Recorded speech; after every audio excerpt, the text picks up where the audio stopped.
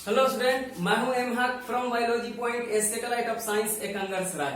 और आज आपके लिए हम बायोलॉजी में chapter number 8 human health and disease मानव स्वास्थ्य एवं रोग में मलेरिया टॉपिक को लेकर के आए हैं। और चूंकि मलेरिया एक प्रोटोजोअस डिजीज है और वहाँ प्रोटोजोआ का नाम प्लाज्मोडियम बाइवेक्स है।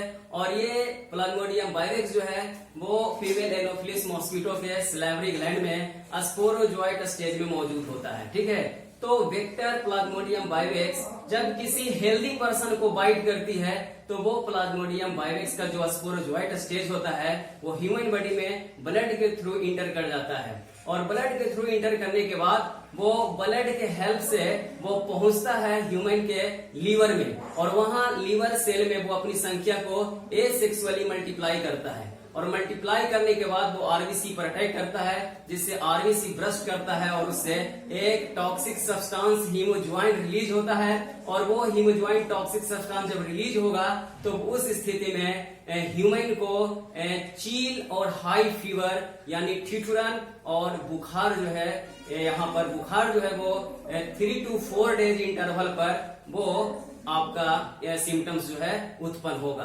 तो हम लोग इस कंडीशन को, इस डिजीज को बोलते हैं मलेरिया। ठीक है, और उसके बाद फिर वो आपका जो प्लाज्मोडियम है वो वहां अपना गैमिट के रूप में होगा, जिसको हम लोग गैमिटोसाइट्स बोलते हैं। और वो गैमिटोसाइट्स के रूप में वो ह्यूमन के ब्लड में मौजूद होगा। ठीक है, और जब वो किसी जो मॉस्किटो है, फीमेल एनोफिलिस मॉस्किटो, जिसमें प्लाज्मोडियम नहीं है, और अगर वो किसी मलेरिया से संक्रमित व्यक्ति को बाइट करती है तो ब्लड के द्वारा वो गैमिट जो है वो पहुंच जाएगा वहां फीमेल एनोफिलिस मॉस्किटो में। और वहां पहुंचने के बाद उसके स्टोमिक में जाकर के वो मेल गैमिट और फीमेल गैमिट जो पहुंचा है ब्लड मिल के द्वारा, वहां वो फर्टिलाइजेशन करेगा, डेवलपमेंट करेगा। और वहां से फिर इंटेस्टाइन से माइग्रेट करके फिर वो स्पोरोजोइट्स के रूप में वहां सैलिवरी ग्लैंड में स्टोर्ड रहेगा। और इस तरह से वो फीमेल एनोफिलिस मॉस्किटो एक वेक्टर के रूप में यहाँ काम करेगा। और उसके बाद जब वो फिर किसी हेल्दी पर्सन को बाइट करती है तो फिर उसी तरह का प्रोसेस जो है वो फिर से साइकिल जो है चलेगा। ठीक है, जिस तरह से पहले चला। तो इस तरह से आपका प्लाज्मोडियम बाइवेक्स को हम देखते हैं दो होस्ट में उसके लाइफ साइकिल को कंप्लीट करते हुए हम लोग इसको दिखा सकते हैं। ठीक है, आइए बोर्ड पर देखिए। यहाँ वो फीमेल एनोफिलिस मॉस्किटो है जिसके सैलिवरी ग्लैंड में स्पोरोजोइट्स है। और वो जब बाइट करती है तो वहां ह्यूमन के ब्लड में वो चला गया पैरासाइट स्पोरोजोइट्स, फिर लीवर सेल में पहुंचेगा ब्लड की हेल्प से। और लीवर सेल में जाकर के सेक्सुअली वो अपना संख्या को बढ़ाएगा। और उसके बाद फिर काफी संख्या में वो अपने आप को रिलीज करके ब्लड में, उसके बाद फिर वो आरबीसी पर अटैक करेगा और आरबीसी को ब्रस्ट करेगा, जिसकी वजह से हीमोज्वाइन टॉक्सिक सब्सटेंस रिलीज होगा। और इस तरह से वहां पे उसका मेल गैमीट और फीमेल गैमीट आपका प्लाज्मोडियम का मौजूद होगा ब्लड में। और उसके बाद फिर वो मलेरिया से संक्रमित व्यक्ति को जब मॉस्किटो बाइट करती है तो ब्लड के द्वारा वो गैमीट मॉस्किटो में चला जाएगा। और उसके बाद उसके स्टोमिक में जाकर के फर्टिलाइजेशन और डेवलपमेंट होगा। और उसके बाद फिर इंटेस्टाइन से वो माइग्रेट करके पहुंचेगा सैलिवरी ग्लैंड में। और सैलिवरी ग्लैंड में वो स्पोरोजोइट्स स्टोर्ड रहेगा।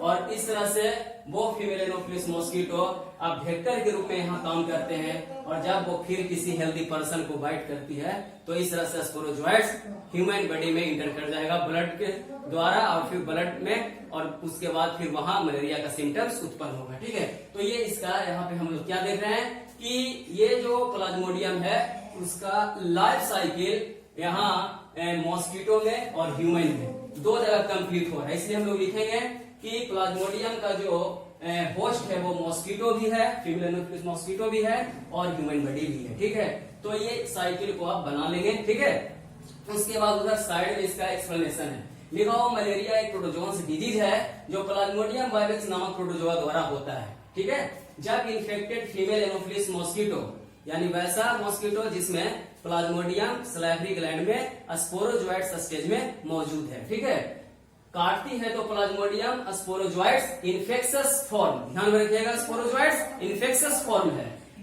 के रूप में ह्यूमन बॉडी में घुस जाता है। शुरुआत में पैरासाइट्स लीवर में अपनी संख्या बढ़ाते हैं और फिर आरबीसी पर अटैक करते हैं, जिससे आरबीसी फट जाती है। ठीक है, आरबीसी के फटने के साथ ही एक टॉक्सिक सब्सटेंस हीमोजॉइन निकलता है जो चील ठिठुरा, ठीक है, और प्रत्येक 3 से 4 दिन के इंटरवल पर आने वाले हाई फीवर के लिए क्या होता है, रिस्पॉन्सिबल होता है। जब फीमेल एनोफिलिस मॉस्किटो किसी इन्फेक्टेड पर्सन को काटती है तब पैरासाइट यानी गैमेटोसाइट उसके शरीर में प्रवेश कर जाते हैं और उनका आगे का डेवलपमेंट होता है। ओके, ये पैरासाइट मॉस्किटो के अंदर मल्टीप्लाई करके स्पोरोजोइट्स बनाते हैं जो सलाइवरी ग्लैंड में स्टोर हो जाते हैं।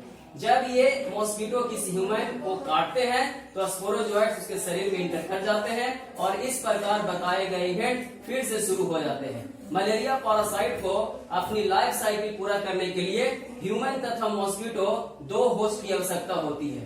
Female Anopheles mosquito transmitting agent यानी वेक्टर भी है, ठीक है, वाहक भी है। इस तरह से और भी है वेक्टर, जैसे आपका क्यूलेक्स मॉस्किटो जो जिसमें उच्चरिया बैंक्रॉफ्टी होता है और इसके बाइटिंग से फाइलेरिया डिजीज होता है। ठीक है, उस तरह से एडिस मॉस्किटो, एडिस एजाइटी मॉस्किटो, ये भी एक तरह से वेक्टर है जिसमें डेन वायरस होता है और इसके बाइटिंग से डेंगू डिजीज होता है। ठीक है, तो वेक्टर यहाँ female Anopheles mosquito, Culex mosquito और एडिस मॉस्किटो होगा। तो इस तरह से हम लोग मलेरिया का स्टडी यहाँ पे हम लोग किए। ठीक है, बाकी और भी यहाँ पे इस चैप्टर में टॉपिक रह गया है, उसको हम लोग नेक्स्ट लेक्चर में क्लियर करेंगे। बोर्ड पे जो लिखा हुआ है साइकिल उसको बना लेंगे और साइड में जो नोट्स लिखा हुआ मलेरिया के बारे में उसको भी हम लोग लिख लेंगे। ठीक है, बाकी टॉपिक को लेकर के हम मिलेंगे नेक्स्ट लेक्चर में। तब तक के लिए थैंक यू, धन्यवाद, ओके।